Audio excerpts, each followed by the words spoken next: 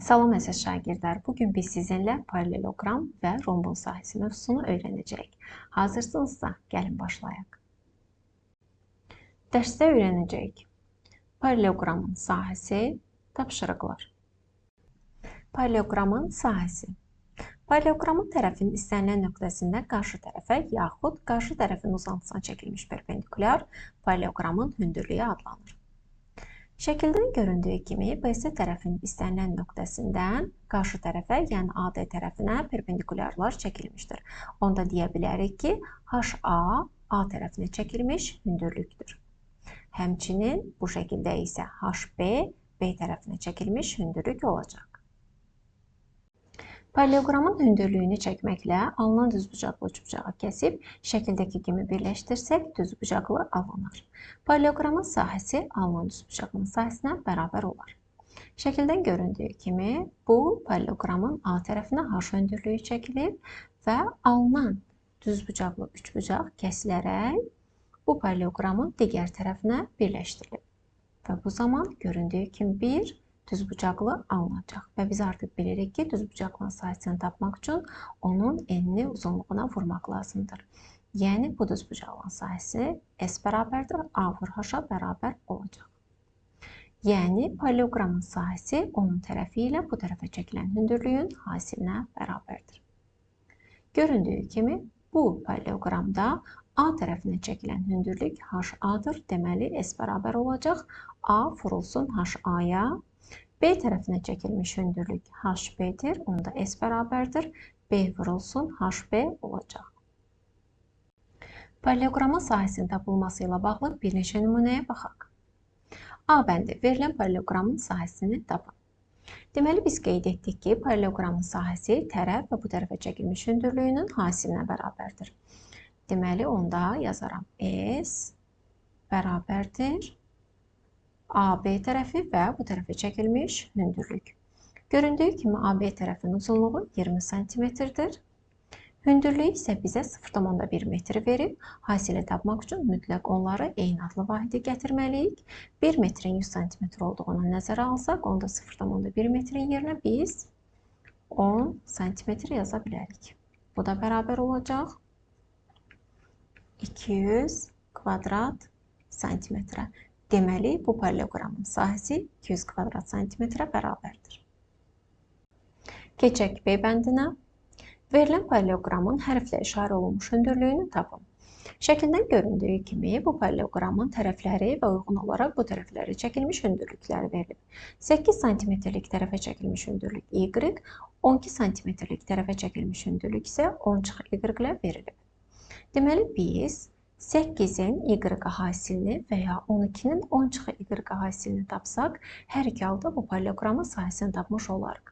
Deməli, birinci halda sahəni tapmaq üçün 8 vur Y yazarıq. Digər halda isə 12 vurulsun 10-y. Və bu ifadələrin hər ikisi eyni paraleloqramın sahəsini verdiyinə görə, deməli, bu ifadələri bərabərləşdirə bilərik. Yazacağım. 8y bərabərdir 12 vurulsun 10 çıxılsın y. Buradan 8y bərabərdir 12 vur 10, yəni 120 çıxılsın 12 vur y, 12y. 12y bərabərliyin sağ tərəfində mənfidir, onu sol tərəfə keçirdikdə işarəsi müsbət olacaq. 8y üstə gəl 12y bərabərdir 120-yə. Buradan 8y üstə gəl 12y olacaq. 20y bərabərdir 120-yə. Bərabərliyin hər iki tərəfini 20-yə bölək. Y bərabərdir 6. Deməli, biz y-in 6-ya bərabər olduğunu tapdıq. Deməli, 8 cm-lik tərəfə çəkilmiş hündürlük 6 cm. 12 cm-lik tərəfə çəkilmiş hündürlük isə 10 çıxılsın 6, yəni 4 cm-ə bərabər olacaq. Romb bütün tərəfləri bərabər olan paraleloqramdır. Deməli, rombun sahəsində paraleloqramın sahəsi ilə eyni, yəni S bərabərdir A vur H düsturu ilə tapa bilərik. Rombun bütün tərəfləri bir-birinə bərabər olduğu üçün bu tərəflərə çəkilən hündürlüklər də bərabər olacaq. Yəni, paraleloqramda olduğu kimi hündürlükləri HA və ya HB kimi fərqləndirməyə ehtiyac yoxdur. Gəlin bir neçə nümunəyə baxaq. A bəndi verilən paralleloqramın sahəsini tapın. Şəkildən göründüyü kimi bu paralleloqramın bütün tərəflərinin uzunluqları bərabərdir.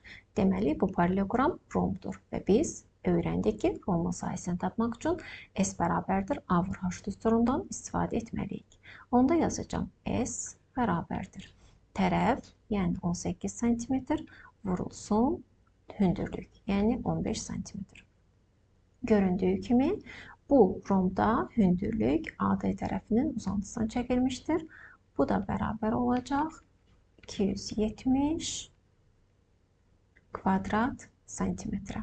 Deməli, bu paralleloqramın sahəsi 270 kvadrat santimetrə bərabərdir.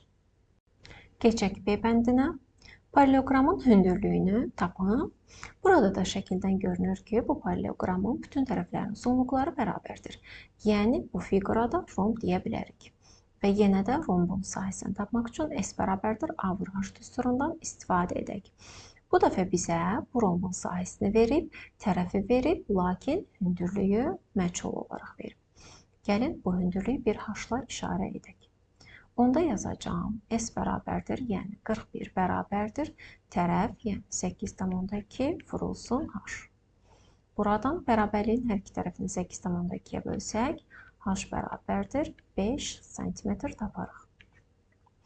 Yəni, sahəsi 41 kvadrat santimetrə bərabər olan bu paralleloqramın hündürlüyü 5 cm bərabər olacaq. Daha bir neçə nümunəyə baxaq. A bəndi hündürlüyü 11 cm olan rombun sahəsi 165 kvadrat santimetrdir. Rombun perimetri nə qədərdir? Deməli, biz qeyd etdik ki, rombun sahəsini tapmaq üçün hündürlüyü tərəfə vurmaq lazımdır. Bizə isə şərtdə rombun hündürlüyünün sahəsini verib, tərəfini isə verməyib. Gəlin tərəfini bir A hərfi ilə işarə edək. Onda yazaram ki, S bərabərdir, yəni 165 bərabərdir. Tərəf, yəni A vurulsun, hündürlük, yəni 11. Bərabərliyin hər iki tərəfini 11-ə bölək, onda A bərabərdir 15 cm. Deməli, bu rombun tərəfi 15 cm-dir. Bizdən isə şərtdə rombun perimetrini soruşur. Rombun bütün tərəfləri bir-birinə bərabər olduğu üçün onun perimetrini 4 vurulsun A ifadəsi ilə tapa bilərik. Onda yazacağım P bərabərdir 4 vurulsun 15. Bu da bərabərdir 60 cm. Yəni, bu rombun perimetri 60 cm bərabər olacaq.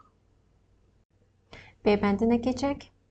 Paralleloqramın tərəflərindən biri 10 cm, bu tərəfə çəkilmiş hündürlük isə həmin tərəfdən 20% kiçikdir. Paralleloqramın sahəsi nə qədərdir?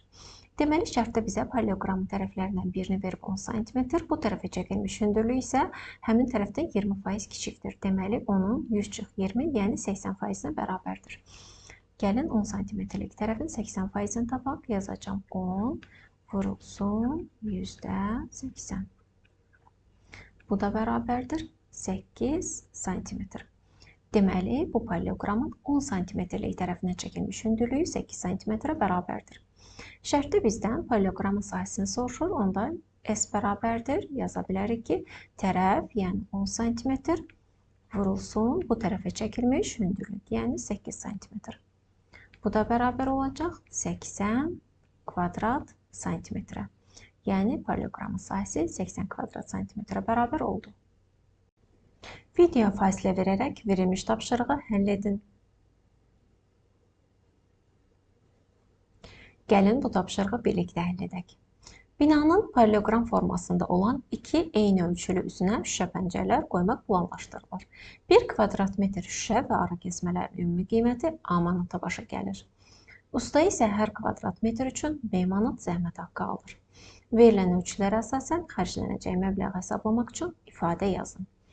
Gəlin əvvəlcə verilmiş ölçülərə əsasən bu binanın paralleloqram formasında olan üzünün sahəsini tapaq. Bunun üçün verilmiş tərəfi bu tərəfə çəkilmiş hündürlüyə vurarıq. Yəni 40 vurulsun 24 olacaq 960 kvadrat metr. Şərtdə isə verilir ki, bu paralleloqram formasında olan üzdən 2 dənədir. Yəni, 2 eyni ölçülü üzünə şüşə pəncərələri vurulur. Deməli, bizim ümumi sahəmiz 960 vurulsun 2. Yəni, 1920 kvadrat metr olacaq. Yəni 1920 kvadrat metrlik sahəyə şüşə pəncərələr qoymaq planlaşdırılır. İndi isə sualı cavablandıraq. Verilən ölçülərə əsasən xərclənəcək məbləği hesablamaq üçün ifadə yazın. Əgər 1 kvadrat metr şüşə varı kəsmələrin ümumi qiyməti A manatadırsa, onda 1920 kvadrat metr üçün bu məbləğ 1920 vurulsun A olacaq. Və usta isə hər kvadrat metr üçün B manat zəhmət haqqı alır. Onda usta 1920 kvadrat metr üçün 1920 vurulsun B qədər məbləğ zəhmət haqqı alacaq. Bizdən isə ümumilikdə xərclənən məbləği soruşduğu üçün bu iki ifadəni cəmləyərik. Yəni 1920A üstəgəl 1920B şəklində olacaq. A bərabərdir 70, B bərabərdir 40 olarsa xərclənən məbləğ nə qədər olar? Gəlin, tapdığımız ifadədə A-nın yerinə 70, B-nin yerinə 40 qoyaq. Onda olacaq 1920 vurulsun 70 üstəgəl 1920 vurulsun 40. Hesablamanı sadələşdirmək üçün ortaq vuruğu, yəni 1920-ni mötərizə xərcinə çıxardaq. Olacaq 1920 vurulsun 70 üstəgəl 40. Onda ifadə olacaq 1920 vurulsun 70 üstəgəl 40, yəni 110. Bu da bərabərdir 211.200. Deməli, əgər 1 kvadrat metr şüşə varı kəsmələrin ümumi qiyməti 70 manat olarsa və usta hər kvadrat metr üçün 40 manat zəhmət haqqı alarsa, ümumilikdə 1920 kvadrat metr üçün 211.200 manat pul xərclənər. Video fasilə verərək verilmiş tapşırığı həll edin. Gəlin tapşırığı birlikdə həll edək. Usta eni 3 metr, uzunluğu 4 metr olan düzbucaqlı formalı divara tərəfinin uzunluğu 30 cm, hündürlüyü 20 cm olan romb şəklində kafel düzmək istədi. Bunun üçün ən azı neçə kafel lazımdır? Gəlin əvvəlcə düzbucaqlı formalı divarın sahəsini hesablayaq. Yazaram S divar bərabərdir 3 metr vurulsun 4 metr. Yəni 12 kvadrat metr. İndi isə gəlin romb şəklində olan kafelin birinin sahəsini hesablayaq. Yazaram S kafel bərabərdir 30 cm, hündürlüyü isə 20 cm-dir. Metrlərlə ifadə etsək 0,3 metr və 0,2 metr olacaq. Deməli, mən 0,3 metrin 0,2 metrə hasilini tapmalıyam. Bu da bərabərdir 0,6 metr kvadrat. Deməli, düzbucaqlı formalı divarın sayısı 12 kvadrat metr və romb şəklində olan kafellərdən birinin sayısı 0,6 kvadrat metrdir. İndi isə gəlin 12 kvadrat metrlik sahəyə 0,6 kvadrat metrlik neçə kafel lazım olduğunu hesablayaq. Bunun üçün 12-ni bölərik 0,6-ya. Bu da bərabər olacaq 200-ə. Deməli, eni 3 metr, uzunluğu 4 metr olan düzbucaqlı formalı divara tərəfin uzunluğu 30 cm və hündürlüyü 20 cm olan romb şəklində kafellərdən 200 ədəd lazımdır. Deməli, sahəsi 12 kvadrat metr olan düzbucaqlı formalı divara düzmək üçün birinin sahəsi 0,6 kvadrat metr olan ən azı 200 kafel lazımdır. Əziz şagirdlər, bugün biz sizinlə paralleloqramın sahəsi mövzusunu öyrəndik və bir sıra tapşırıqlar həll etdik. Ümid edirəm ki, bugünkü dərsimiz sizin üçün öyrədici oldu. Bir sonraki dərsdə görüşərik. Sağ olun.